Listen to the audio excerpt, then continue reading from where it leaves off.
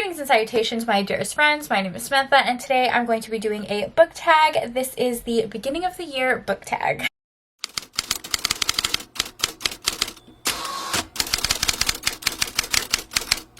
Hi, hello, how are you? Welcome back to my channel. Today is going to be a more casual video. I really felt like filming, but I did not want to set up my whole ring light situation. I'm filming. Okay, look at those. Ooh!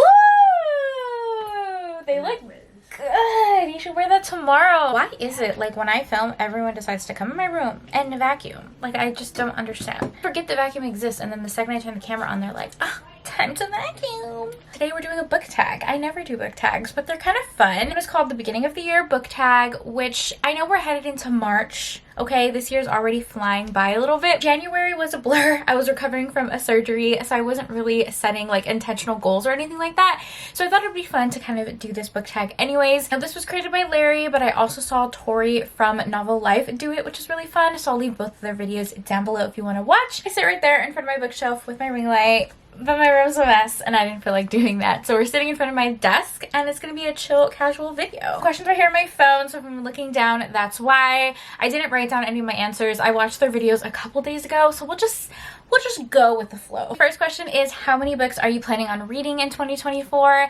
My reading goal has pretty much stayed the same throughout the last couple years, and that is 100 books. I don't really care about my reading goals, to be completely honest. Sometimes I will read like 40 books in a month, and then another month I'll read like 10. I'm a mood reader, so there's really no consistency with how much I read or even what I'm reading, so I don't like to set outrageous goals for myself. Last year I read just under 200 books and I was fine with that. I know I typically read more than 100 books a year, but it just sounds like a good number to set. I remember the first year that I started here on BookTube and like the year I created my Goodreads account, I set my goal for 12.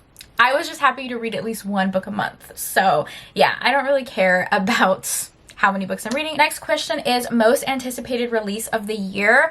Oh my god, there are so many. Just in the last couple months, there have been so many exciting releases. I did a video where I was talking about sapphic romance releases that are coming out in 2024. There are dozens that I am over the moon excited about. My goal in 2024 was to read more books that were queer, more books that had better diversity. So literally anything sapphic I'm excited for. To be completely honest, I typically don't read contemporary romances that often, so I'm more excited for like the darker sapphic romances like Serpentine Valentine by Gianna Darling. I already read that one and loved it. An Education of Malice by S.T. Gibson.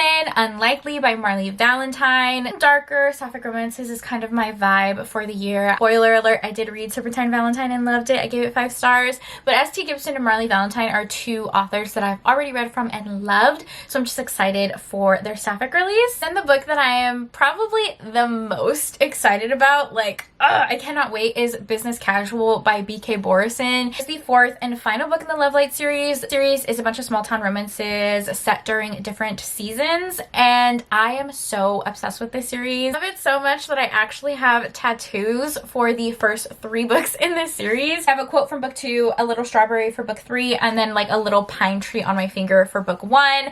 So yeah, I just love it so much. All of the books are so sweepingly romantic. They're funny. They have good audiobooks. They're a little steamy. And the 2nd and 3rd book had really good discussions about like mental health as well. So yeah, I am over the moon excited for this release. Now, our heroine is a tattoo artist, and you guys know I have loads of bookish tattoos, so I'm excited for this one. Next question is a genre you'd like to try more of. To be completely honest, I would like to read more cozy mysteries in 2024. I am a big fan of the genre. I did read a couple of cozy mysteries last year, but not as many as I would have liked, especially because most of the ones that I read were for my own cozy mystery book club. So yeah, I would definitely like to pick up more cozy mysteries. I'd also like to read more fantasy. I feel like romantasy had such a moment last year and kind of like going into 2024, which I love. And there are so many like classic fantasy books that I've never read, like Brandon Sanderson. I've never read a Brandy Sandy book. So yeah, I need to read more fantasy books. Next question is a book you're most likely to reread. That is so easy for me. I am huge on rereading books. I reread my favorites all the time, and I'm definitely going to read Divine River by Marina Vivancos. I've talked about this book endlessly, but Marina Vivancos is an author who writes Kindle Limited. She writes some novellas and full-length novels. A lot of her books are queer romances that are just sweepingly romantic and so deeply emotional. I've read pretty much her entire backlist and given them all 5 stars. What's really exciting is she's starting to release some of her books in paperback, because before you could only read them in ebooks. So yeah, now that she's releasing all her books in paperback, I definitely will be rereading them. But I want to reread Divine River just because it's my favorite. I have a whole video gushing about this book, so I'll leave it down below. But this is a friends to lovers romance in a small town setting. It follows our character Mike, who is really in a place where he is discovering his own sexuality and how he wants to identify. He comes from a really small town, and his family is not that accepting. Never really had like the ability to exist in a queer space or like be his authentic self, kind of exploring being both masculine and feminine. As he's exploring this, he gets a new neighbor, Jason. They immediately become best friends, and it follows their friends lovers romance. What is so beautiful about this book is it really is just following like Mike's journey as he's falling in love with himself and simultaneously falling in love with his best friend. It's so freaking good. This book has me bawling every time I reread it. I've reread it like 4 or 5 times, and it's still my favorite. Okay, there's a lot of questions and I'm taking too long to answer them, so we're gonna speed this up. Next question is a book you wanted to get to in 2023 but didn't, so it's a priority in 2024.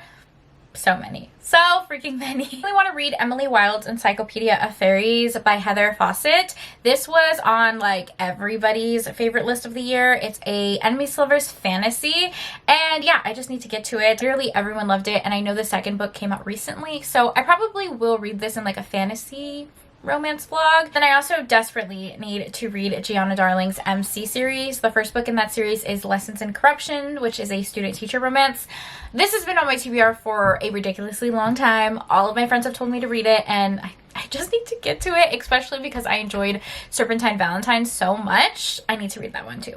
Oh, I guess I answered the next question. A series you want to read this year? Yeah. Gianna Darling, the Fallen Men series. Question is an author you've never read before but want to try this year. Okay, my answer is going to be the same for all these questions. Gianna Darling. There are honestly so many authors I haven't read from before. I'm trying to think. I mentioned it in this video. I do want to read a Brandon Sanderson book because I want to read some more fantasy, and I feel like if I'm reading fantasy, I have to try Brandon Sanderson, right? He is like a classic fantasy author. Yeah, there are a ton of authors I desperately need to pick up, like Elsie Silver. I've never read any of her small town romances. Question is an author you're probably not going to read more of this year.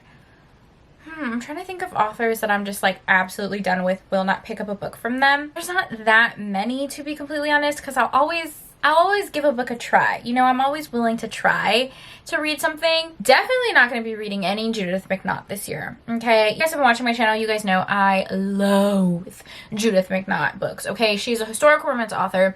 And every time that I say that I don't like her books, there is always someone that is like, oh, but you read the wrong book. You need to read this one. Oh, but you really need to read this one. Like, this is her best one. And I do it, and I am gaslit every single time. Like, I literally despise her books. It's at the point where I've almost read her entire backlist, and they're all trash, okay? Except Kingdom of Dreams. Kingdom of Dreams is the only exception. I've read a lot of her books. Like, it's actually crazy how much y'all have gaslit me into reading her books. Whitney, My Love, Once and Always, Paradise, Almost Like Heaven. Like, I've read them, and they're trash. So for my own personal mental health and well-being, I will not be picking up another Judith McNaught book. Thank you. Honestly, this last one, I don't know if y'all will agree with me, but I don't know if I'm going to be reading any more Christina Lauren books either. For a long time, I would always say Christina Lauren was like my favorite authors ever, and it was true because I had so many favorites like Josh and Hazel's Guide to Not Dating and The Roomies, so like their Beautiful Bastard series. As I'm developing my own taste as a reader, I don't really read contemporary romance, and they're also like leaning more and more into women's fiction, and I definitely don't read women's fiction. So yeah, I don't know. Their newer releases just haven't been hitting for me. They haven't been exciting for me, so I probably won't read any more Christina Lauren, and I kind of feel that way about Emily Henry too. Those types of books are just contemporary women's fiction, and it's not my vibe. It's not my vibe anymore. So, wow, there are a couple authors I probably won't pick up from again. The next question is a popular book you want to read. I would say Half a Soul by Olivia Atwater. That is a historical fantasy romance that was on a lot of people's favorites of last year, so I definitely want to get to it. This question is a non-popular book you want to read. Honestly, I feel like I mainly read random books I find on Kindle Unlimited that most people aren't talking about anyways. Let me just look at my KU. I have some sapphic fantasy romances I want to get to. It's called Her Spell That Binds Me. Another one is Starlight and Shadows. I also need to finish the Perfect Pixie series by MJ May. I never hear people talk about this series, but it's so good. It's a paranormal romance series that is just chef's kiss, a bunch of male romances. And the last book in the series is called Perfectly Perplexing Zombie. It is a romance between a zombie and a fae. So I need to finish that one. It's book 4 in the series, and I think it's the last one. Next question is an audiobook you want to listen to, and I want to listen to Butcher and the Blackbird by Brynn Weaver. That was another highly rated book last year. It's about like 2 serial killers, and everyone loves the audiobook. I think Joe Arden narrates it, and he's one of my favorite audiobook narrators. I definitely want to read that because everyone talks about it so highly. I also want to listen to the audiobook of A Fellowship of Bakers and Magic. A lot of people are comparing this to like Legends and Lattes and Cursed Cocktails. Those are cozy fantasy books that I really enjoyed last year. They all give the same cozy fantasy vibes, and I heard the audiobook for this one is really good. Next question is a book you want to read based on the cover. Definitely want to read Don't Want You Like a Best Friend because of the cover. It's just so cute. It's giving historical romance. It's giving sapphic. I love it. I typically don't love illustrated covers, but like this one I feel like is done very well. So definitely want to read that. Next is a book to TV adaptation you're excited for. To be honest, I don't know if this is a unpopular opinion, but I could care less about book to TV adaptations. I typically don't like them. I don't. I am not someone who watches a lot of TV. I lose interest very quickly when it comes to like series. I'm not really excited for Bridgerton season 3 because I could care less about Colin and Penelope. I'm so sorry. They were like the least interesting romance to me in the Bridgerton series, and I'm just so salty that we're not going to get Benedict's story. I know we will get it eventually. They're just putting it off a little bit. Like, I want it now. So the fact that we're not getting Benedict, I'm just so uninterested. What else is getting an adaptation? I don't know. I'm not excited for any book to TV adaptation, to be honest. Although, what I will be watching, side note, I will be watching Avatar The Last Airbender. Yes, I will. Yes, I freaking will. I'm excited for that. The next question is something bookish you want to start doing this year, and that is absolutely journaling. And I've already started a little bit. This is the book journal I use. It is from a company called Little Inklings, which is a Canadian company, and this is their Novel Companion Ultra book. Kind of like a planner and a book journal in one, so I can plan out my month or my week and also review the books as I read them. I am terrible at reviewing books, especially on Goodreads. I usually just give a star rating and move right along. So I want to be better at actually leaving reviews for stuff. Something bookish you want to stop doing this year.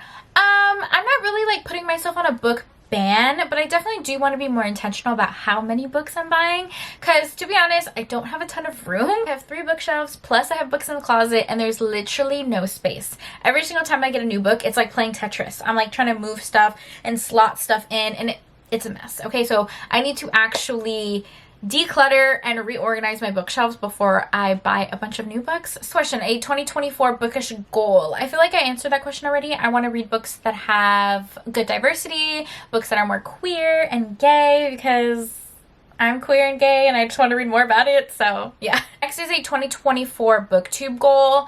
I want to incorporate more cozy content. So my favorite content to watch is like cozy gaming videos or just cozy lifestyle videos. So I really want to start incorporating more of that. Talk about like my cozy hobbies, the cozy games that I'm into. I've mentioned that my main goal for 2024 is to be my more like authentic self and show you guys unedited Sam. I will film for hours and hours and hours. I'll literally have a 3-hour video and edit it down to 20 minutes. There's so much that I cut out. I cut out so many of my like authentic feelings and emotions because sometimes I don't know, I feel like it's a lot, especially because I'm a Cancer and I'm a big crybaby about things. But yeah, my goal is to just live authentically you, unedited Sam, all the silly, goofy, emotional parts of me. 2024 non-bookish goal is to just focus more on my health. So at the end of last year, I decided to really prioritize my health. And if you guys didn't know, I have endometriosis. And it's just been a really, like, it's a lot. It's really a lot. Like, it has taken up so much of my life, and it really became a quality of life issue where I just decided I was so done with living in pain all the time. So I had a surgery for my endometriosis at the end of last year, and I've just been continuing that whole journey. Just like a lot of things that I've been trying to just feel better. Feel healthy. Just manifesting a healthy 2024. That's literally all I want. Next question is, describe how you want 2024 to go in one word, and that is just peace. I want to feel like my more authentic self. I want to feel healthier physically. I want to feel more comfortable in my job, and just like peace. I want to live a cozy, soft girl life. Next question is booktube creators who inspire you. My friend Jessica from Peace of Books absolutely inspires me because she just does so much. She does booktube and Patreon. She owns companies. She owns businesses, girls. She has her podcast. She has her audiobook company. She works for authors. This girl is doing so much all the freaking time, and it just continuously inspires me. Another booktuber that inspires me is Christy from Christy Reads a Lot, because this girl reads so much. She's like the encyclopedia of books, okay? I mentioned how I want to leave more reviews this year. Christy's the queen of reviews, okay? Go to her Goodreads, and she is so organized. Leaves a review on every book that she reads. She organizes them by tropes. Okay, if I am interested in a book, the first thing I do is go on Goodreads and see if Christy has read it and see what she thinks. Okay, also inspired by my bestie Desiree from Desiree Alicia, because her editing game is so ridiculously strong. She's a tech girly, okay? She knows everything about cameras and lenses and editing, and I need to step up my game. I'm also inspired by Tori from Novel Life, because she is so organized. I love the way she edits her videos. My favorite videos that she does are her monthly reset videos.